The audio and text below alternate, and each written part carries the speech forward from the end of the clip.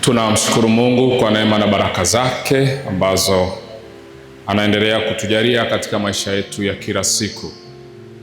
Na tunamshukuru tena kwa siku nyingine ya leo ambayo ametupa nafasi ya kuweza kusimama mbele zake, lakini pia kuendelea kumwomba na kumtukuza. Siku ya jana tumejifunza uhusiano uliopo kati ya sakramenti ya kitubio na mafanikio ya mtu binafsi kwenye maisha yake. Leo nilitamani tujifunze somo lingine tena kwa ufupi kidogo, ili tupate pia muda wa kwenda kumwabudu Yesu Ekaristi. Na kwa sababu leo tutakuwa tunaanza safari yetu ya siku mbili ya kuombea uchumi wetu, basi ni vizuri pia tukajifunza mengine yanayohusiana na hilo. Siku ya leo tutajifunza somo linalosema vita vya waliobeba hatima kubwa. Vita vya waliobeba hatima kubwa. Neno hatima ni kama kilele, peak. Ni kama utoshelevu. Unasikia mtu fulani anakwambia natamani kuwa na maisha ya aina hii, natamani kuwa na hatima ya aina hii. So leo tutajifunza ili somo la vita vya waliobeba hatima kubwa. Tutaongozwa na kitabu cha mtu ambaye alifanikiwa na ni mfano bora sana kwa Wakristo wa leo, kwa kizazi kilichopita, kwa kizazi kilichopo na kizazi kinachokuja. Nafikiri mpaka ukamilifu wa dahari bado ataendelea kuwa mfano bora, na huyu si mwingine ni Ibrahim, baba yetu wa imani. Tutaongozwa na kitabu cha Mwanzo sura ya 12 aya ya kwanza mpaka ile aya ya pili. Kitabu cha Mwanzo sura ya 12 aya ya kwanza mpaka ile aya ya pili.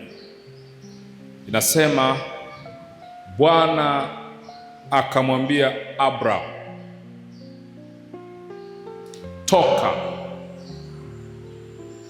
toka wewe katika nchi yako na jamaa zako na nyumba ya baba yako, uende mpaka nchi nitakayokuonesha, nami nitakufanya wewe kuwa taifa kubwa na kukubariki na kulikuza jina lako, nawe uwe baraka. Tumsifu Yesu Kristo. Narudia kusoma huu mstari wa kwanza. Bwana akamwambia Abraham, toka wewe katika nchi yako na jamaa zako na nyumba ya baba yako. Toka. Unajua, baba yake Ibrahimu, mzee Tera, alikuwa na safari ya kwenda kwenye nchi ya Kanaani baada ya kuwa anatoka kwenye nchi ya Wakaldayo. Lakini akiwa njiani, akiwa kwenye safari ya kuelekea ile nchi ya Kanaani, alipita kwenye nchi moja inaitwa Harani. Alipofika kwenye ile nchi ya Harani, akajikuta anaweka pale kituo kwa muda, lakini lengo lake halikuwa kuishi kwenye ile nchi ya Harani. Lengo lake lilikuwa ni kwenda kwenye ile nchi ya Kanaani. Lakini bahati mbaya,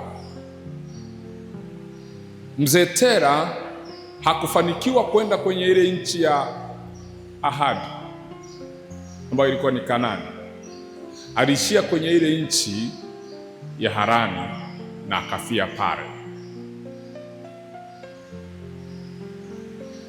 Mungu baada ya kuona vile, na kwenye ile nchi ya Harani, huyu mzee Tera alikuwa anaishi pale na na familia yake, na mojawapo mtoto wake alikuwa ni Ibrahim, alikuwa kwenye ile nchi ya Harani.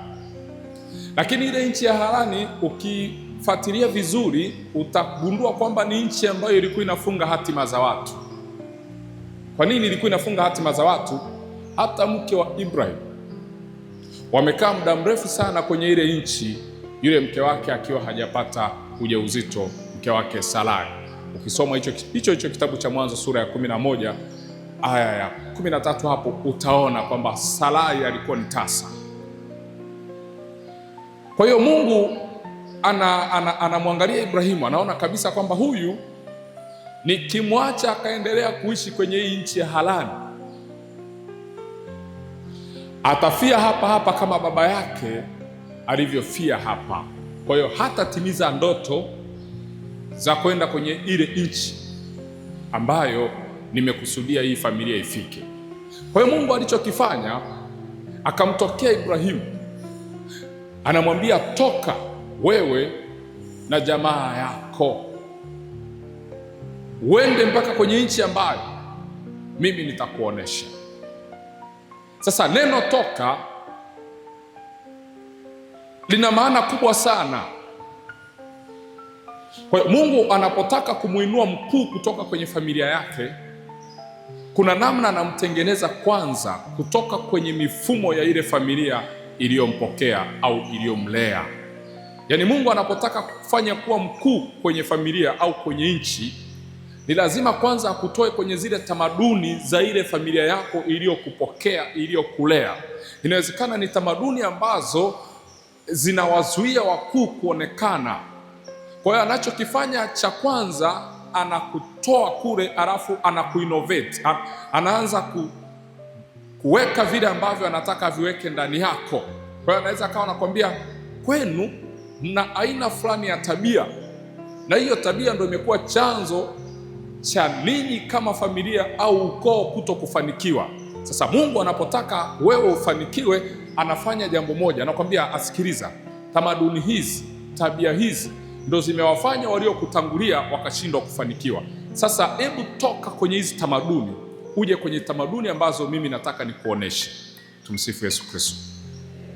Kwa hiyo Mungu anamwambia Abrahamu toka, sio tu kutoka kwenye nchi, atoke pia kwenye tamaduni za ile nchi ya Harani,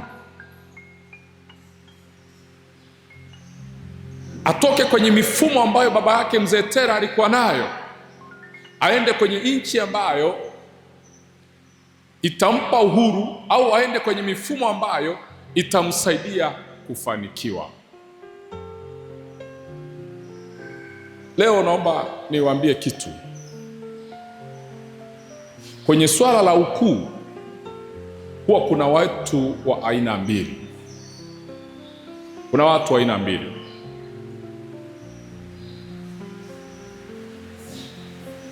Na hata tulioko humu ndani, hayo makundi ya watu wa aina mbili wapo. Na inawezekana kabisa ukajikuta uko kwenye kundi fulani na usijue kwamba uko kwenye kundi fulani. Kuna aina ya watu ambao wao wamebeba baraka za kitaasisi. Tumsifu Yesu Kristo. Kuna aina ya watu ambao wao wamebeba baraka za kivizazi, yaani kupitia wao familia yake inanufaika, jamii inanufaika, nchi inanufaika. Ngoja niwape mfano, tutaelewana.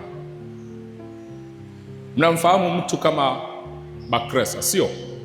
Mnamfahamu Bakresa, eh? Baraka alionayo Bakresa ni baraka ya kitaasisi. Kupitia Bakresa, sio tu familia yake inayonufaika. Kutokea pale kwa Bakresa, kuna watu wamejenga, kuna watu wanasomesha watoto kupitia pesa wanazolipwa na taasisi ya Bakresa. Kupitia BAKRESA nchi inapata mapato ya kujenga miundombinu ya taifa lake. Yule hajabeba tu baraka za kwake peke yake. Amebeba baraka nyingi sana. Ndio maana unaweza kukuta watu walioajiriwa pale, kila mtu huwa anaombea kazi yake. Tumsifu Yesu Kristo. Na anapokuwa anaombea kazi yake, sio tu anaombea kazi yake, anaombea kampuni au ofisi anayofanya kazi. Sasa kuna aina ya watu ambao wamebeba baraka za kitaasisi kwenye maisha yao, au wamebeba baraka za nchi, makusudi ya nchi. Unakuta mtu Mungu amemtwisha kusudi la nchi, amelibeba kwenye mikono yake, amelibeba kwenye mabega yake, amelibeba kwenye ndoto zake.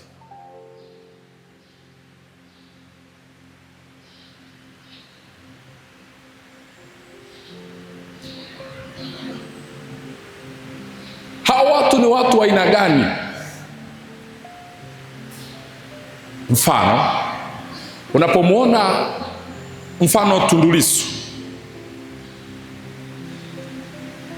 yule anachopigania sio pesa. Yaani kuna kitu cha zaidi ya pesa. Kuna namna yeye anaiona Tanzania kwamba mimi nataka naiona Tanzania ya aina hii. Yule kusudi alilobeba ni kusudi la kiinchi na sio kusudi la kifamilia.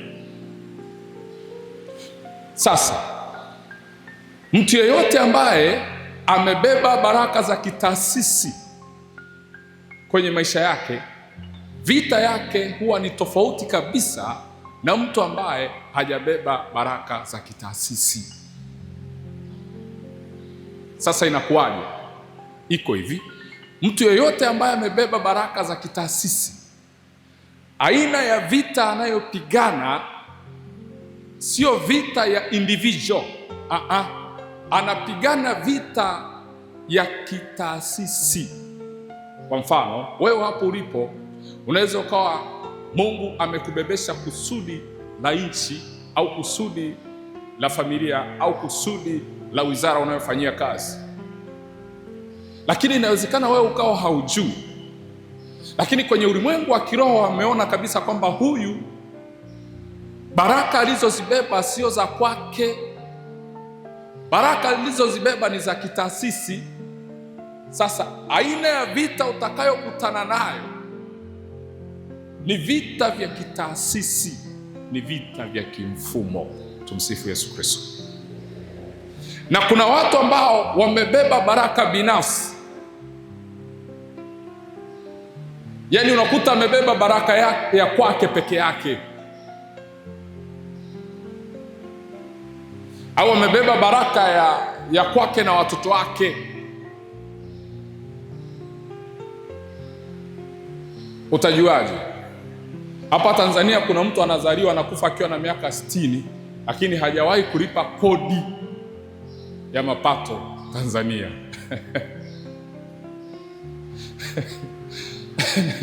Tumsifu Yesu Kristo. Yaani mambo ya kodi yeye hivyo vitu havijui. Kwa nini? Aina ya maisha anayoishi na anachokipata ni cha kwake pengine na watoto wake pale. Anachojitahidi sana labda anatafuta ada.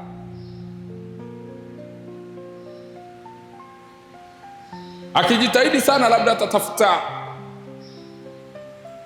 labda kilimo cha hapa na pale kwa ajili ya familia yake. Sasa kuna aina ya watu ambao wao wamebeba baraka za kwao kama wao, lakini kuna aina ya watu ambao wamebeba baraka za kitaasisi. Kwa hiyo Mungu alipomwona Ibrahimu, aliona kabisa kwamba Ibrahimu, aina ya baraka aliyoibeba au kusudi alilolibeba sio la kwake peke yake, ni kusudi la kivizazi, ni kusudi la umilele. Kwa hiyo akaona kabisa kwamba akimwacha Ibrahimu kwenye yale mazingira ya ile nchi ya Harani, Ibrahimu lile kusudi alilolibeba halitaonekana.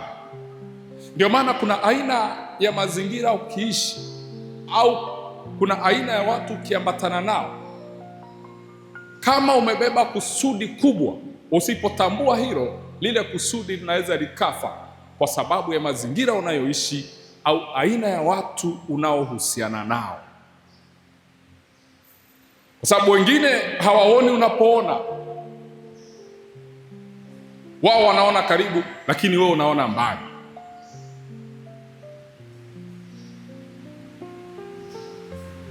Kwa hiyo ni muhimu sana kutambua aina ya vita unayopigana ni vita ya aina gani, kwa sababu wewe unaweza ukawa umebeba vita vya kitaasisi, umebeba baraka ya kitaasisi, lakini ukawa unakutana na vita, ukawa unaona kama vile unaonewa, na unaona kwamba kama vile umeonewa ni kwa sababu haujajua kwamba aina ya vita aina ya baraka uliyobeba itahitaji pia aina ya vita ibadilike. Ndio maana wapiganaji wazuri au jeshi zuri ni lile jeshi ambalo linapoenda vitani kupigana na maadui zake linatafakari kwanza aina ya silaha litakalozitumia kwenye vita wanayopigana. Mfano, sasa hivi kuna vita Mashariki ya Kati, kati ya Iran, Israeli na Marekani.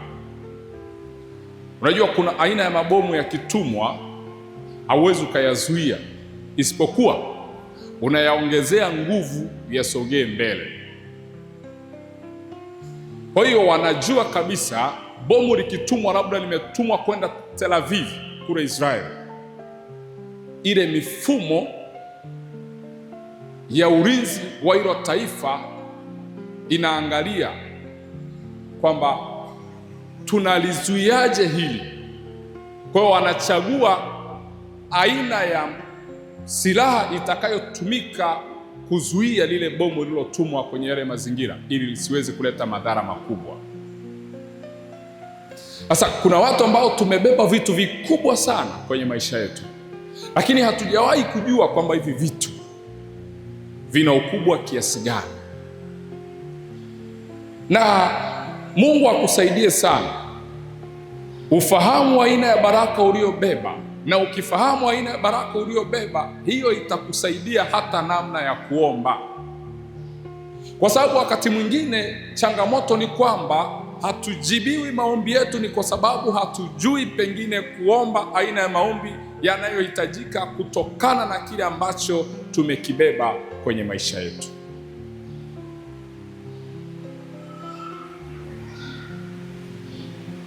Kuna kitu nataka kukwambia, naomba uandike.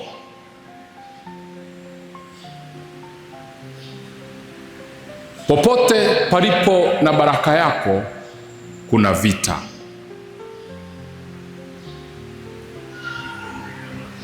Popote ilipo baraka yako kuna vita.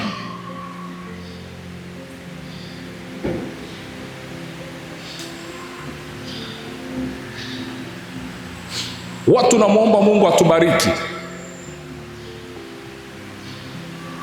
na Mungu anatubariki, lakini anapotubariki wakati mwingine tunashindwa kulinda ile baraka. Kwa nini tunashindwa kulinda zile baraka? Ni kwa sababu hatujafahamu kwamba baraka yoyote inayokuja kwenye maisha yako inakuja na vita ndani yake. Hakuna baraka utakayopokea kwenye maisha yako isiandamane na vita.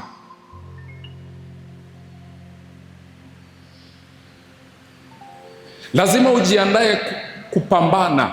Baraka yoyote unayoiomba kwenye maisha yako, hakikisha pia umejiandaa vizuri kupigana vita itakayotokana na hiyo baraka yako.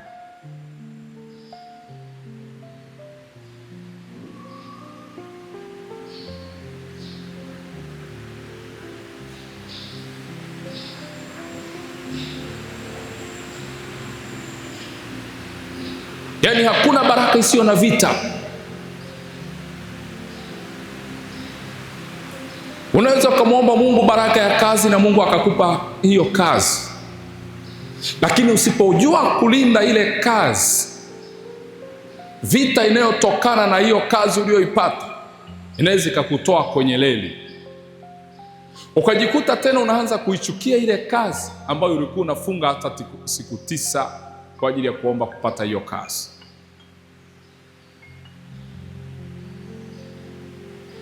Baraka yoyote utakayoipokea kwenye maisha yako, hiyo baraka haitakuja peke yake kama ilivyo. Hiyo baraka nyuma yake kutakuwa na vita. Kwa lugha nyepesi ni kwamba baraka yoyote nyuma yake ina chuki. Hauwezi ukabarikiwa na watu wanakuona namna unavyobarikiwa, alafu hawa watu wasiinue vita ya chuki nyuma yake. Lazima utachukiwa. Kwa hiyo unapokuwa umemwomba Mungu na Mungu amekupa baraka, jiandae kuchukiwa. Jiandae kupigana vita. Jiandae kupambana. Changamoto ya walio wengi ni kwamba wakati mwingine wanaomba baraka na wanapata, lakini baada ya kuwa wamepata ile baraka huwa wanakaa wana relax, wanashindwa kuilinda ile baraka.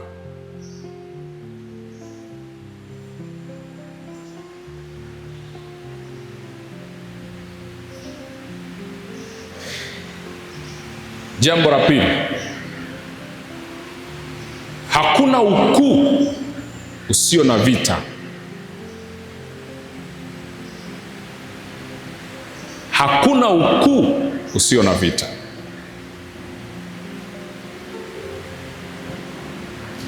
Kama unamwomba Mungu akufanye kuwa mkuu kwenye eneo lolote la taaluma yako, jiandae kupigana.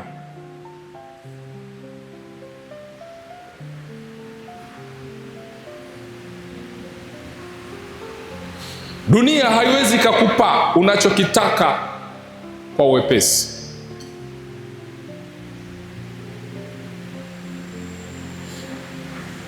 Na dunia inapotaka kukupa unachokitaka, inakuletea mitihani ambayo hata hukujiandaa kuifanya hiyo mitihani. Ndio maana wakuu ni wachache. Kwa nini ni wachache? Kwa sababu hatima ya ukuu haifikiwi kirahisi. Sio kila mtu anaweza akawa mkuu. Nafasi ya ukuu sio nafasi ya kila mtu. Nafasi ya ukuu ni nafasi ya waliojiandaa kuwa wakuu na wako tayari kulipa gharama ya aina yoyote itakayohitajika kulipwa kwenye safari ya mafanikio yao ya kutafuta ukuu.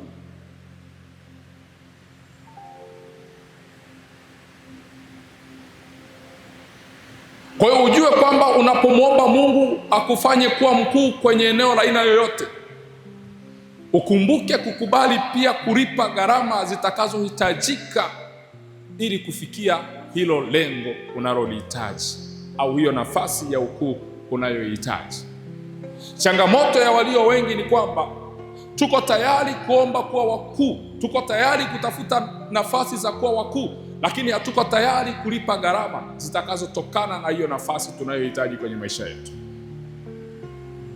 Mungu anapotaka kumuinua mtu wa aina yoyote kwenye eneo lolote, cha kwanza anachoangalia, anachunguza moyo wa huyo mtu. Je, huyu mtu hichi anachokiomba yuko tayari kulipa gharama zinazohitajika kwenye hiki anachokiomba? Na kama hauko tayari, Mungu huwa haruhusu hicho kitokee. Kwa sababu unaweza ukafika mahala tena ukamkana Mungu na ukamwacha Mungu kabisa, ukafikiri kwamba amekuacha. Lakini anapouchunguza moyo wako, akaona kabisa kwamba huyu yuko tayari kulipa gharama ya aina yoyote itakayotokea kwenye safari yake ya kutafuta ukuu, Mungu huwa anaachilia kibali chake.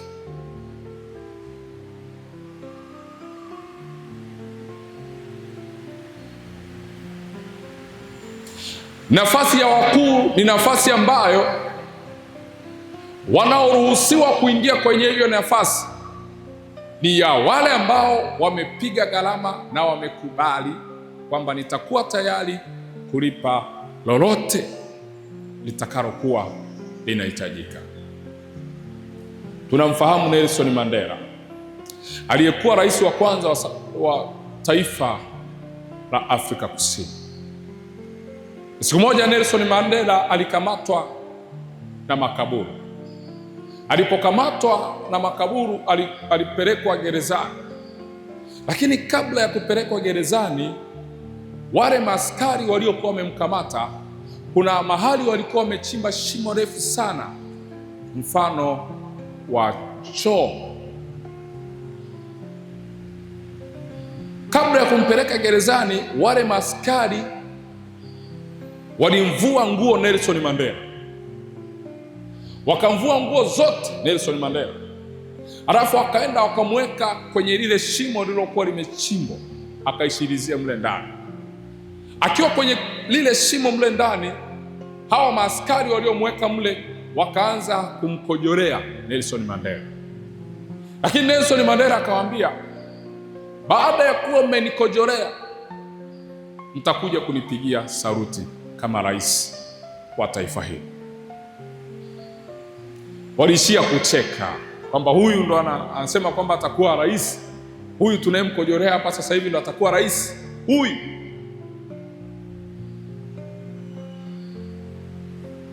Ilipita miaka 27,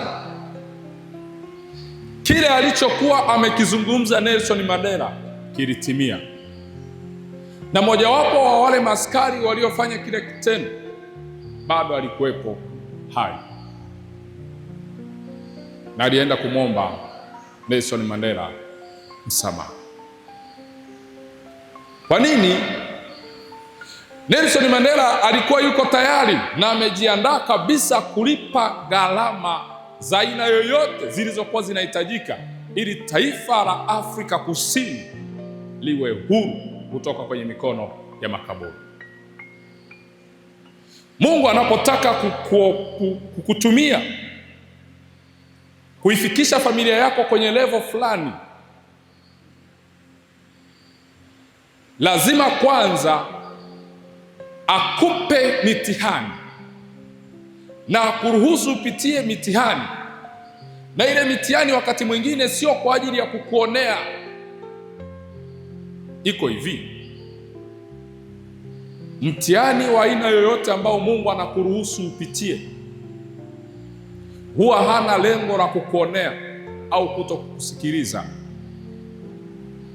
Huwa na lengo la kukuandaa kwa ajili ya kuwa na ushuhuda baadaye. Kwa nini? Hakuna mkuu wa aina yoyote ambaye hana ushuhuda nyuma ya safari ya mafanikio yake. Kwa hiyo wakati mwingine Mungu anaweza akatumia mapito ya maisha yako kama kitabu cha rejea kwa wale ambao wanatamani kufika mahali ulikofikia wewe. Nyuma ya mshindi wa aina yoyote unayemwona, nyuma yake kuna vita ambayo alipigana kimya kimya. Nyuma yake kuna gharama ambazo alilipa. Nyuma yake kuna aibu aliyokutana nayo. Nyuma yake kuna mahangaiko aliyokutana nayo. Nyuma yake kuna dharau alizokutana nazo.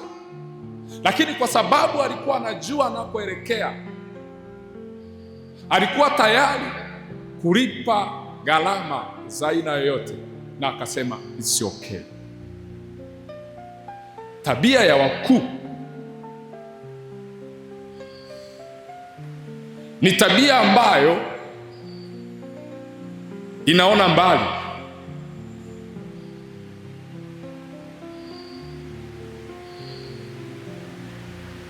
Tumsifu Yesu Kristo. Mungu kabla hajaruhusu wewe kufanikiwa, ataruhusu kwanza wewe kuaibika.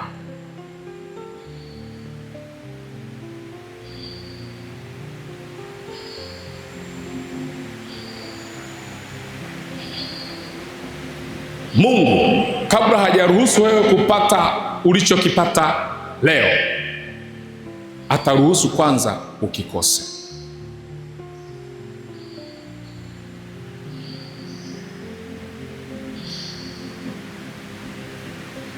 Kuna wakati Mungu anaweza kuamua kukupitisha njia usiyoipenda,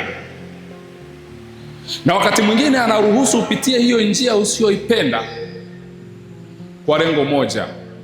Anajua kabisa akikupitisha njia usiyoipenda, kuna wakati wale walio nyuma yako, kuna wakati wabaya wako watatumia mapito unayopita kwenye hiyo njia ambayo pengine haukutarajia kwamba utaipita au hukupenda kuipita. Kuna wakati watatumia hayo mapito kama mabango ya kukuumiza, ya kukejeli, ya kukuhangaisha.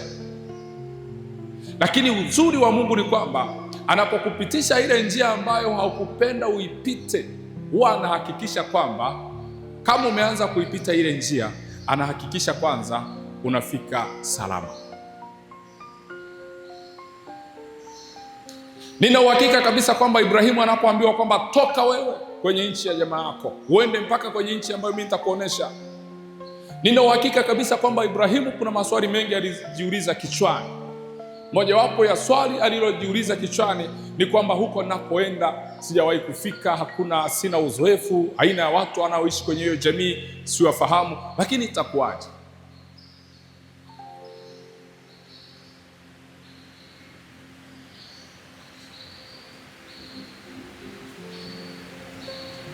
Iko hivi, watu wa Mungu,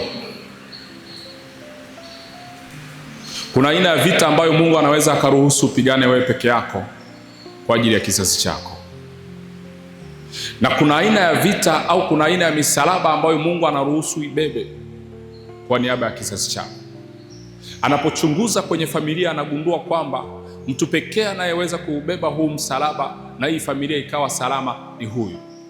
Anaruhusu ubebe mapito ya watu wengine, anaruhusu ubebe aibu ya watu wengine, anaruhusu ubebe majeraha ya watu wengine. Kwa nini? Kwa sababu anajua na anakuwa ameshachunguza kabisa kwamba kwenye familia hakuna mtu anayeweza kuubeba huu msalaba isipokuwa huyu. Anaamua kukupa ule msalaba.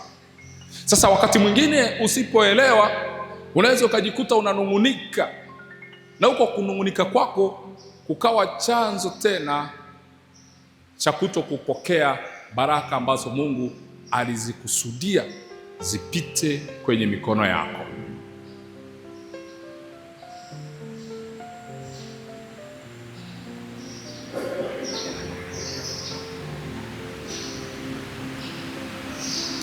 Jambo la tatu, sehemu yoyote inayokupa riziki lazima iwe na vita.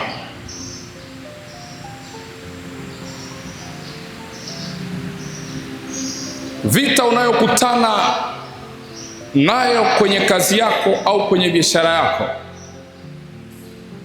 inatokana na baraka unayoipata kwenye kazi yako au kwenye hiyo biashara yako. Kama unafanya kazi au biashara na hiyo kazi au hiyo biashara haina vita, naomba kukuambia kwamba hakuna chochote unachokiingiza kwenye maisha yako.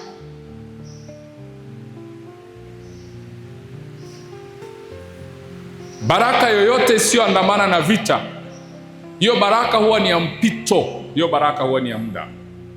Lakini baraka zote zinazodumu kwenye vizazi na kwenye maisha ya watu, nyuma yake huwa kuna vita, nyuma yake huwa kuna chuki.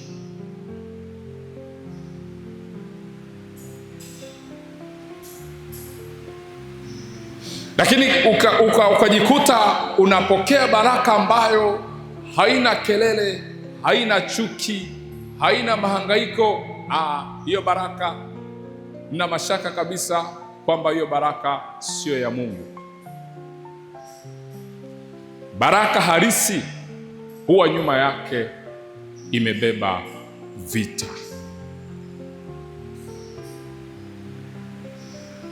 Ndio maana leo ikitokea Mungu amekuinua, watakaokuwa wa kwanza kukuchukia sio walio mbali, ni walio kwenye saiko yako. Ndio maana ni wachache sana leo wakisikia habari za kufanikiwa kwako watafurahia. Wengine wanaweza wakafanya wanaloweza kulifanya ili kusudi usipite au usipate chochote. Ndio maana unaweza ukawa unafanya kazi kwenye ofisi, mamlaka ikatoa barua kwamba umepandishwa cheo, lakini mkuu wako wa idara akakaa na ile barua akazuia tu. Baraka yoyote huwa imebeba vita.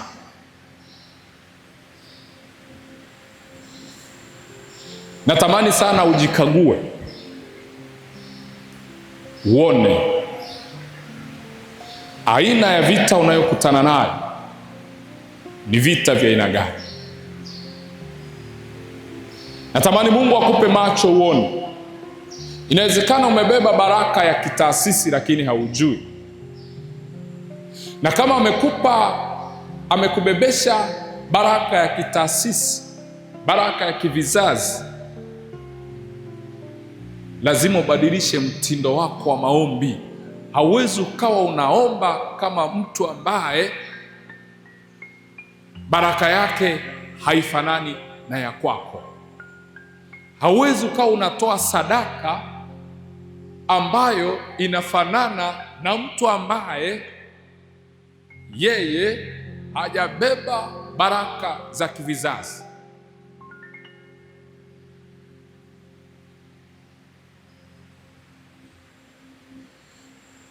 Ndio maana hata waliobeba baraka za kitaasisi au baraka za kivizazi, hata utoaji wao wa sadaka unatakiwa kubadilika.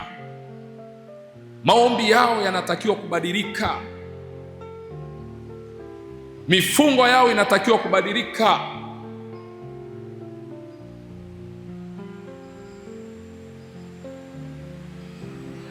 Wakuu huwa hawaendi kizembezembe.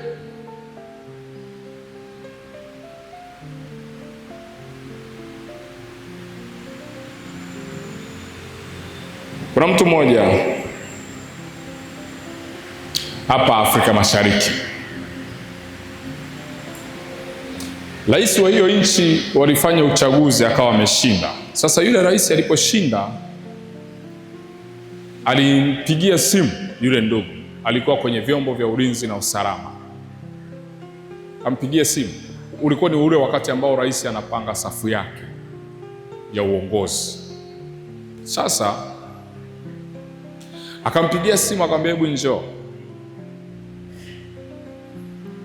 Akaenda akamwambia, niko hapa napanga safu yangu ya uongozi,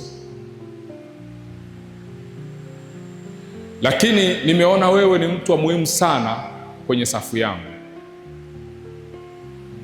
Ninaomba nikuteue kuwa mkurugenzi wa usalama wa taifa ninaloliongoza, kwa sababu naona kabisa utanifaa. Sawa sawa. Rais akamwambia, tarehe fulani tangazo litatoka, kwa hiyo nenda ukajiandae. Mwamba akatoka akiwa na furaha sana,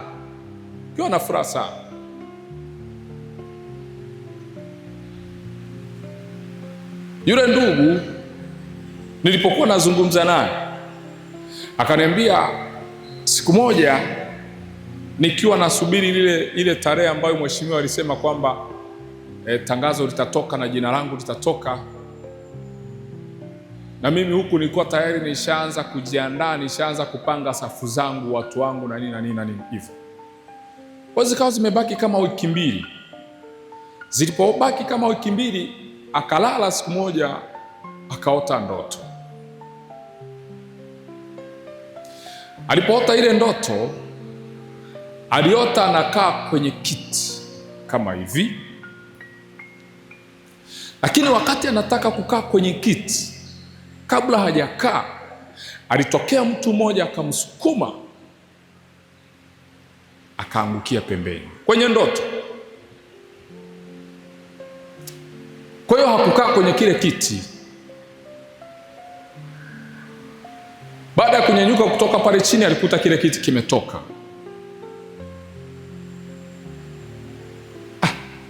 Akashtuka kwenye usingizi, akasema hii ndoto ina maana gani?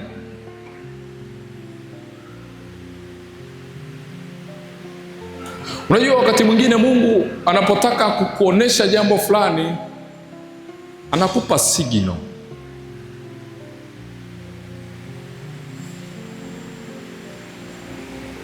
Basi jamaa akaendelea kulala, akasubiri ile siku. Ile siku inapofika,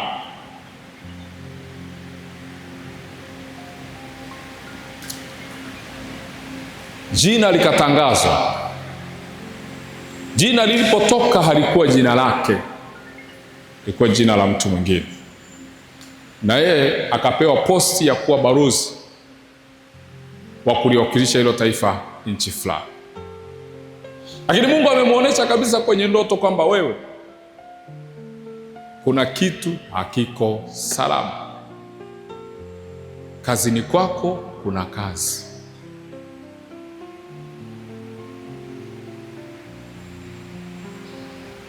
Watu waliobeba baraka za kitaasisi, vita yao ni ya kitaasisi.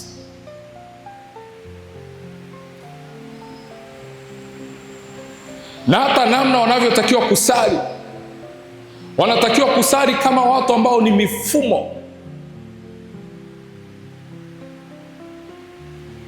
Unajua, kwenye hii dunia kuna watu wa aina mbili. Kuna mtu wa kawaida na kuna mtu ambaye ni mfumo. Sifu Yesu Kristo.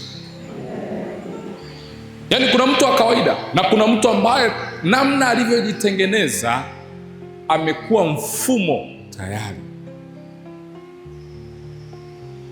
Kwa unapokuwa unamzungumzia huyo mtu, haumzungumzii kama yeye, unamzungumzia huyo mtu kama mfumo. Mfano, kuna wanasiasa ambao wamejitengeneza majina yao kuwa mifumo.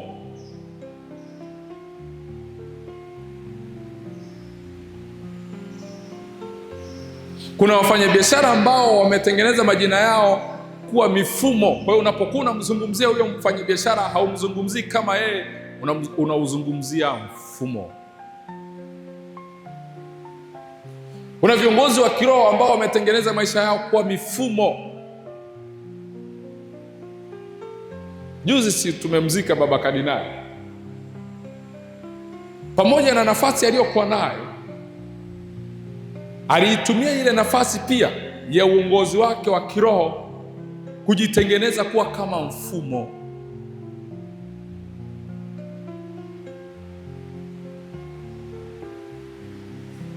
Msifu Yesu Kristo.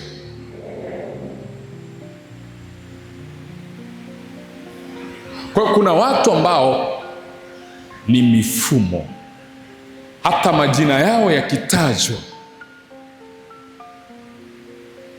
ni mifumo. Watu hawa reason wala cha nini. Baba Mtakatifu leo akija hapa, mkamsikia Baba Mtakatifu yuko hapa, kila mtu atajaa. Ni mfumo. Naelewa Kuna yule mhubiri maarufu wa neno la Mungu hapa Tanzania, Christopher Mwakasege, akiwa sehemu tu yoyote watu wanajaa. Amejitengeneza kuwa nini? Mfumo. Nenda sasa wewe pale Mlimani City uite watu.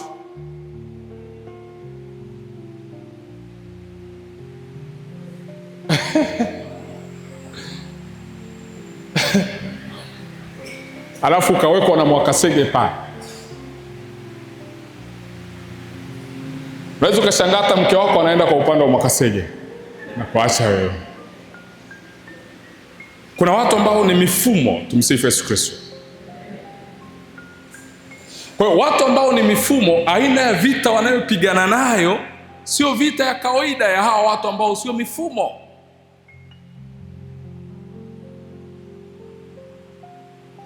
Hawa watu ambao ni mifumo ndio tunawaita taasisi. Wamebeba baraka za kitaasisi, wamebeba baraka za kivizazi. Ndio maana kanisa Katoliki sio mtu. Kanisa Katoliki ni mfumo. Ndio maana leo ikitokea ukawaua maaskofu wote wa kanisa Katoliki, bado kanisa Katoliki litaendelea kuwepo. Kwa nini? Ni mfumo. Msifu Yesu Kristo. Ndio maana kwenye huu ulimwengu hatatokea wa kulifuta kanisa Katoliki, hatatokea. Kwa nini? Ni mfumo.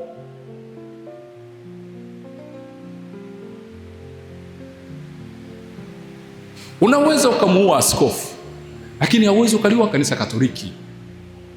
Unaweza ukamuua padre, lakini hauwezi ukaliua kanisa Katoliki. Unaweza ukawaua waumini, lakini hauwezi ukaliua kanisa Katoliki. Kwa nini? Kanisa Katoliki ni mfumo. Ndio maana sasa maisha yako hautakiwi kuyajenga kama watu wengine. Unatakiwa kujenga maisha ya kimfumo. Unajua wazazi wengi wanapokosea kwa watoto wao, unajua ni wapi? Unaweza ukakuta mzazi Mungu amembariki, ana utajiri wa kila aina, lakini akafikiri kwamba ule utajiri alionao ni faida kwa watoto wake. Unafikiri kwa nini baadhi ya matajiri wakifa na utajiri wao unakufa? Ndio maana mtoto wako hautakiwi kumrithisha utajiri, unatakiwa kumrithisha mifumo ya kupata huo utajiri.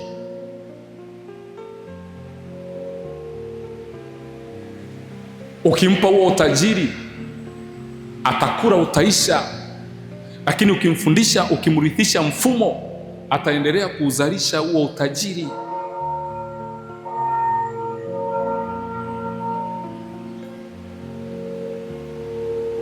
Kuna mtu anaelewa?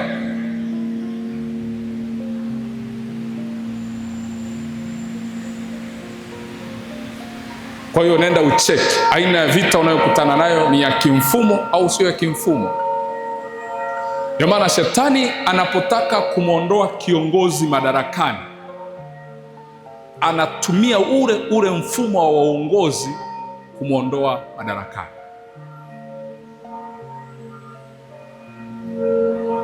Yaani hauwezi ukaondolewa kikawaida kawaida. Kuna mfumo utatengenezeka, halafu utakuterminate.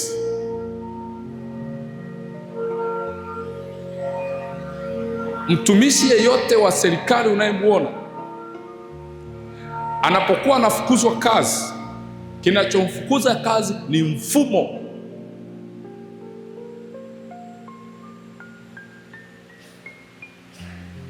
Halo? Basi tumwabudu Yesu wa Ekaristi.